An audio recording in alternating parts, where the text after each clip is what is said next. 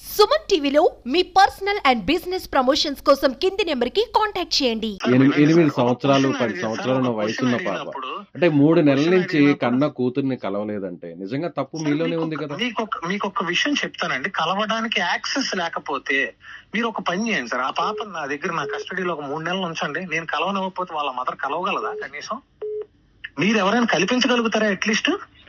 Sir వాళ్ళ ఇంట్లో వాళ్ళు ఉంటున్నారు, వాళ్ళ ఇంటికి నన్ను రానివ్వరు, ఆ అమ్మాయిని నాకు చూపించరు, నేను ఫోన్ చేస్తే నన్ను బ్లాక్స్ లో ఉంటాను. సరే అండి, ఓ పని చేద్దాం. వినండి sir, first when you're asking a question you have to listen the pain of others. It is not simple. Allegation వేయడం చాలా సింపుల్. మీరు నన్ను ఒక క్వశ్చన్ అడిగారు, నా బాధ తెలుసుకోవాలి కదా. ప్రతిదీ చెప్పండి. ఓకే అంటే కాదు నేను దీనికి ఫుల్ స్టాప్ పెట్టట్లేదు. నేను ఏమంటున్నానంటే సార్, నేను ఆ ఈవిడ్నే ఇదే ఉమెన్ వెల్ఫేర్ డిపార్ట్మెంట్ అని ఒకటి ఉంది సార్, గవర్నమెంట్ ది. వాళ్ళు పెట్టిన కేసుల వల్ల పిలిచారు సార్. వాళ్ళు ఎవరో కూడా నాకు తెలియదండి యాక్చువల్ గా. వాళ్ళు పిలిచి వాళ్ళని వెళ్ళి అడగండి సార్. సాక్ష్యం అంటే నేను గవర్నమెంట్ ఎంప్లాయీస్ తో సాక్ష్యాలు చెప్పించలేను కదా సార్. వాళ్ళని వెళ్ళి అడగండి సార్. అమ్మ మీ డాడీ వచ్చాడు మాట్లాడంటే మా మమ్మీ చెప్పింది మా డాడీ ఎప్పుడో చచ్చిపోయాడు, ఈడు మా డాడీ కాదు అంది. అక్కడ కూడా ఆ పాప అలానే మాట్లాడింది. ఆ రోజు చాలా గుండె పగిలిపోయేలా ఏడ్చానండి వాళ్ళ ముందే నేను. సరే ఇదంతా వదిలే అమ్మా, కలిసిపోదాం, ఎందుకు గొడవలు అంటే, నాకు ఈడు వద్దు మేడం, 3 కోట్లు ఇమ్మనండి, నేను డైవర్స్ సంతకం పెట్టేస్తాను. అమ్మ డబ్బు ఎందుకమ్మా, బంగారం అంటే ఇప్పుడు మనీ కోసమేనా? వినండి సార్, ఇద్దరు చక్కగా ఉన్నారమ్మా, మంచి జంట, అనవసరంగా లైఫ్ పాడు చేసుకోకమ్మా అని అమ్మాయిని అడిగితే, నాకు ఈడు వద్దండి, 3 కోట్లు ఇమ్మనండి, సంతకం పెట్టేస్తాను అని ఎవరి ముందు అన్నారు? ఆవిడే ఉందండి. నాకు డబ్బుతో పనే ఉందండి. నేను నా పెళ్ళం కావాలని వెళ్ళానండి. కౌన్సిలింగ్ కి నేను ఎందుకు వెళ్తానండి? నా మీద కేసులు పెట్టి నన్ను స్టేషన్లు గీడిచిన తర్వాత, బాబు నిన్ను కలిపేస్తాం రారా అని పిలిచిన ప్రతి గడప తొక్కాను. పెద్ద మనుషుల్ని పెడితే పెద్ద మనుషుల దగ్గరికి వెళ్ళాను. వాళ్ళ మదర్ మాట్లాడినవరే, నన్ను మాట్లాడినవరే, వాళ్ళ మదర్ మధ్యలోకి వచ్చి అరుస్తా ఉంటారు. అంటే వాళ్ళ అమ్మ వల్లే ఇదంతా జరుగుతుంది అంటారా? 100% వాళ్ళ అమ్మ వల్లే మేము విడిపోయామండి. ఓపెన్ ఫ్యాక్ట్ అది. అది ప్రపంచం అంతా తెలుసండి. వాళ్ళ వైపు చుట్టాలైనా మా వైపు చుట్టాలైనా, మాకుండే ఫ్రెండ్స్ అయినా, వెల్ విషర్స్ అయినా, మేము ఉన్న ఇళ్లలో మా ఇంటి చుట్టుపక్కల ఉంటున్న మనుషులకైనా everybody knows it. That is on ground fact. సరే అండి, ఇప్పుడు మీ భార్య పాపే కదండి, వాళ్ళ అమ్మని పక్కన పెట్టేద్దాం. మీకు ఒక్క విషయం చెప్తాను సార్. మీరు ఏంటంటే ఒక హ్యూమానిటేరియన్ గ్రౌండ్ లో ఆలోచించి మాట్లాడుతున్నారు. మీ వైపే నేను మాట్లాడుతున్నాను. నా వైపు వద్దు సార్. మీరు చెప్పినట్టుగా మీ వైపే మాట్లాడదాం అనుకుందాం. లేదు సార్, నేను చెప్పేది ఏంటంటే నా వైపు వద్దు సార్. నా వైపు ఆవిడ వైపు మాట్లాడమని నేను ఎవరిని అడగనండి. నేను చెప్పేది ఒక మామూలు జనరల్ మనిషిలా ఆలోచిస్తే, ఫస్ట్ క్వశ్చన్, పాప మీద నీకు ప్రేమ లేదా అంటే, సార్ మేము కలిసి ఉన్నప్పుడు నేను పాప ఎంత ప్రేమగా ఉన్నామన్న దానికి కొన్ని లక్షల సాక్ష్యాలు చూపిస్తానండి. కొన్ని లక్షలు, వాళ్ళు పెట్టిన 1-2 సాక్ష్యాలు కాదండి, కొన్ని లక్షల సాక్ష్యాలు మేము ఎంత అన్యోన్యంగా ప్రేమగా ఉన్నామో చూపిస్తాను.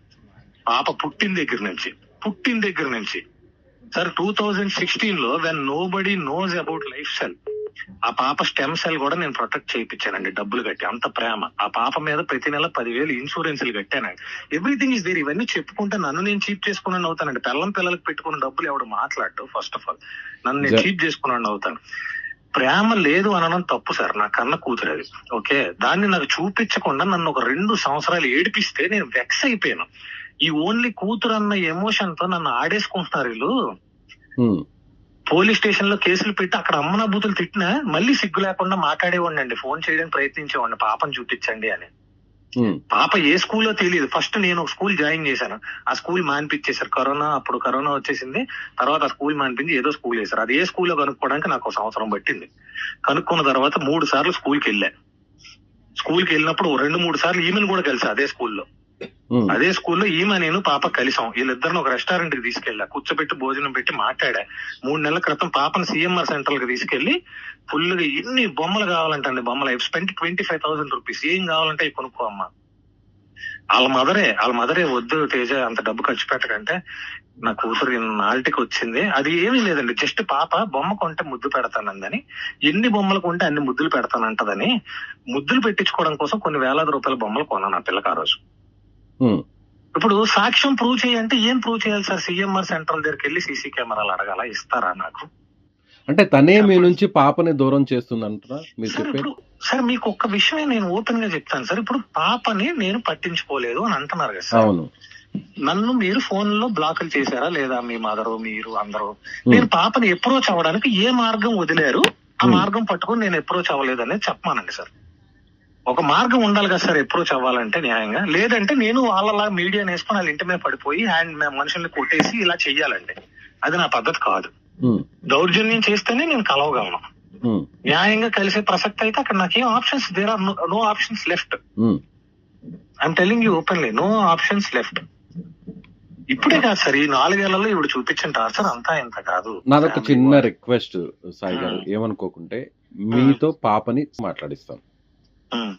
పాప మీతో నాతో మాట్లాడడానికి ఇష్టపడదు సార్. నేను మాట్లాడిస్తాను, మేము ఒప్పిస్తాం సార్. ఉమెన్ వెల్ఫేర్ డిపార్ట్మెంట్ కాదండి, 3 hours ప్రయత్నించారు. కాదండి, మీరు మాట్లాడను అని ఫిక్స్ అయిపోయింది. సరే, పాప మీతో ఏం మాట్లాడుతుందో చూద్దాం.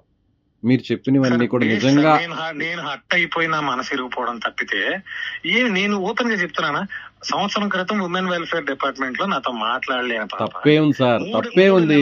ఇప్పుడు మనకు పుట్టిన బిడ్డతో మాట్లాడడానికి సార్, జస్ట్ 3 months బ్యాక్ సంవత్సరం క్రితం ఉమెన్ వెల్ఫేర్ డిపార్ట్మెంట్ లో మా నాన్నే నాకు వద్దన్న పాప 3 నెలల క్రితం నేను సిఎంఆర్ సెంట్రల్ షాపింగ్ కి తీసుకెళ్తుంటే వాళ్ళ మమ్మీ మాట్లాడమన్నదని ఒకటే రీజన్. మీరే అన్నారు కదా, చిన్న పాపకి ఏం తెలుసు అన్నారు కదా.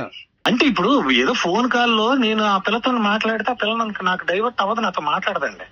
ఆ పిల్ల నన్ను చూస్తే, ఆ పిల్ల నన్ను గుర్తు పట్టడం కూడా తప్పేనండి. 4 సంవత్సరాలు ఏంటండి 3 నెలల కిందట మాట్లాడారని మీరే చెప్తున్నారు. అలాంటిది ఫాదర్ ని గుర్తు పట్టకుండా ఉంటుందండి డాక్టర్? సార్ ఇప్పుడు మీకు సార్ మీరు తనేం చిన్న మరి ఒక సంవత్సరము 1.5 year కాదు కదా. మీకు ఒక విషయం చెప్తున్నానండి, మీరు మళ్ళా you are going it in wrong way. కాదు, మీరు చెబుతున్న వర్షన్ నేను మాట్లాడుతున్నాను. ఇప్పుడు వరకు మీరు చెప్పిన, నేను అదే అడుగుతున్నాను. ఒకవేళ మీకు పిల్లలు కనుక ఉండుంటే. అవునండి, నాకు ఒక పాప ఉంది, అంతే వయసున్న పాప ఉంది కాబట్టి నేను మాట్లాడుతున్నాను. యాజ్ ఎ పేరెంట్ గా మీరు మీ పాపని నువ్వు వాళ్ళతో మాట్లాడద్దు అని 3 సంవత్సరాలు 4 సంవత్సరాలుగా ట్రైన్ చేస్తే చచ్చిగించుకున్న వాళ్ళు మాట్లాడరండి. ఇప్పుడు మా ఫాదర్ నాకు ఎంత ఏజ్ వచ్చింది, నాకు 29 సంవత్సరాలు వచ్చింది. మా నాన్న నాకు ఫోన్ చేసి ఆడితో నువ్వు మాట్లాడద్దు నాన్న అంటే నేను మాట్లాడినండి. మొత్తానికి మీరు కావచ్చు, లేదంటే నక్షత్ర గారిది తప్పు ఉందో లేదో, మీది తప్పు ఉందో లేదో విషయాన్ని పక్కన పెడితే మీ వల్ల ఆ చిన్న బిడ్డ భవిష్యత్తు నాశనం అయిపోతుంది కదండి. సార్ మీకు అర్థమయ్యే విషయం ఒకటి ఉంటే, నేను ఎంతసేపు మీతో మాట్లాడుకున్న దాంట్లో ఎక్కడా నన్ను డిఫెండ్ చేసుకోవట్లేదు సార్. సరే అండి, నేను డిఫెండ్ చేసుకోవట్లా. నేను చెప్తున్న మాట ఒకటే, నాకు యాక్సెస్ లేకుండా చేసి దాన్ని నా వైఫల్యం కింద, నా మిస్టేక్ కింద ప్రొజెక్ట్ చేయడానికి ట్రై చేయడం ఫస్ట్ ఆఫ్ ఆల్ తప్పు. సెకండ్ థింగ్, పాప ఫ్యూచర్ పాడవుతుందని మీరు అడుగుతున్నారు కదా. పాప ఫ్యూచర్ పాడవకుండా ఉండాలంటే ఎఫర్ట్స్ ఉండాల్సింది ఒక పక్క కాదండి. పోనీ మీ వైపు నుంచి ఏం చేస్తారు చెప్పండి. పోనీ ఇంత జరిగింది కదా, ఇప్పుడు నేను అడుగుతున్నానండి, యాజ్ ఏ మీడియా పర్సన్ గా నేను అడుగుతున్నాను, ఒక జర్నలిస్ట్ గా.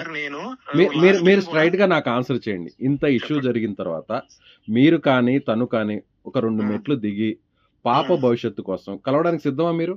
సార్ నేను ఒక మాట మళ్ళీ ఇప్పుడు కూడా చెప్తున్నాను, ఆన్ రికార్డ్. మేము కలుపుతామండి, తనకు నచ్చ చెప్తాం, మేము నచ్చ చెప్తాం. ఒక్కసారి వినండి సార్.